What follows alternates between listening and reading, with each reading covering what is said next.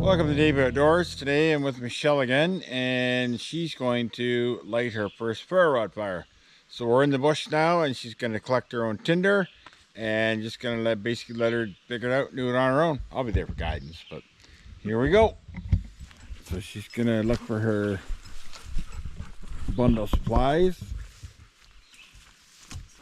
She's not new to making fires. She has a wood stove and stuff in her house and campfires and stuff, so she knows what she needs, just never done it with a ferro rod before. So it's gonna be all brand new to her. Well, not all, I guess, but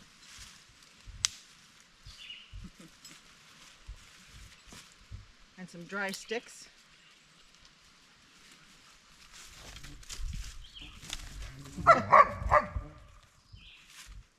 that's just Maple, our guard dog. She's making sure nobody messes with us out here. We've had a lot of rain the last couple days, so a lot of the stuff on the ground is pretty wet. Rained it crazy yesterday, so this might be interesting. We'll see what happens.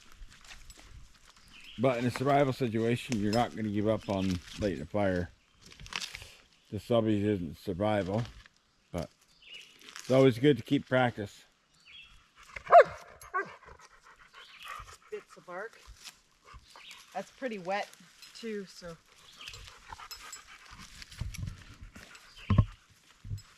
Hey.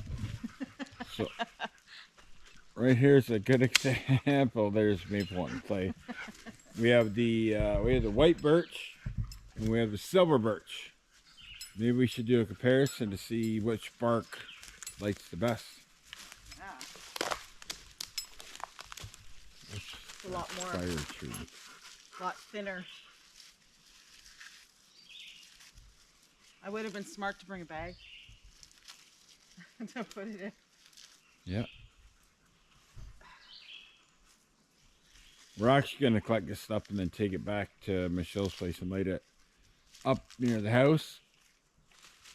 No end of sticks on the ground.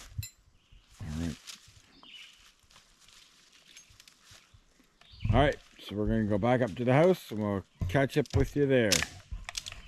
Okay, so here we are back to the main event now. Michelle's just going to sort out her sticks and figure out what she's got to do to get this going. So, without any further ado. So, I'm hoping none of this is going to be too wet. Again, because it was raining. But that actually feels pretty springy still, so. Got a few sticks already here. I'm just going to add to them.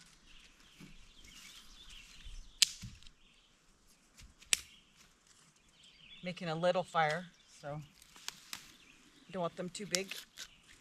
We'll have to do a fire in the future where we make a fire and actually we'll cook a meal and yeah, that'll then be afterwards fun. have a nap in our hammocks. That sounds like a great idea.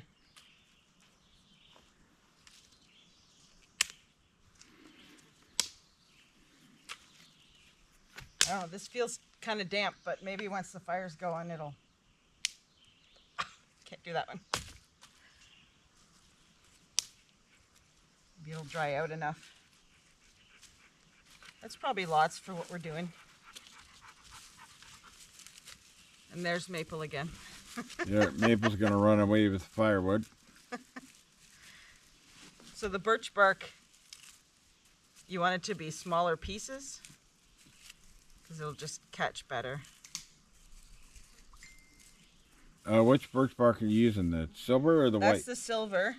And I'm going to rip some white into it too. They have a different density.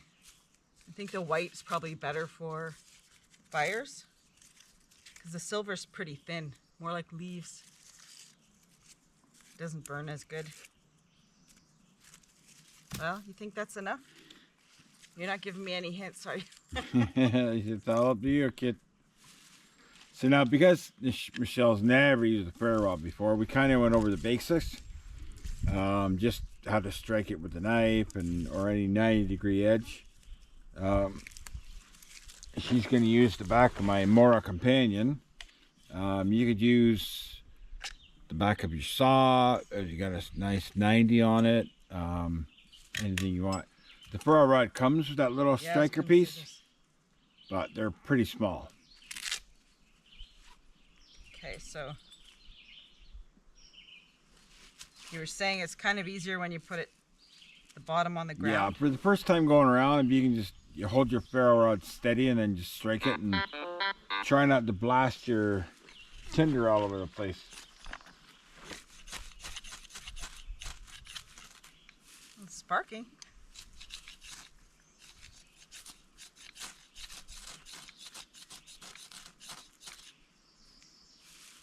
It's probably a bit damp too, eh?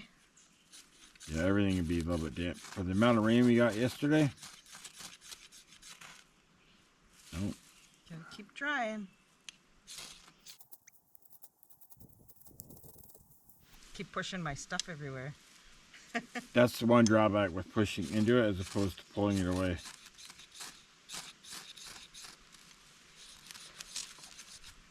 Ah, I see. So that's a lot of the silver birch. What if I just try more of the white birch?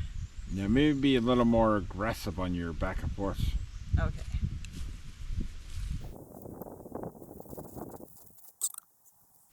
It lit a lot faster for you. I may have had drier stuff too.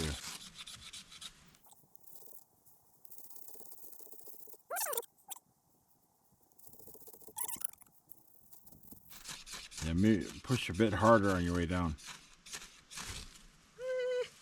Oh, it's burning there for a split second. When you get somebody who's been doing it for a long time, they make it look easy, and it can be frustrating as well. Because this probably fairly damp from, as we mentioned already a couple times. It's the rain we got yesterday and last night was kind of severe.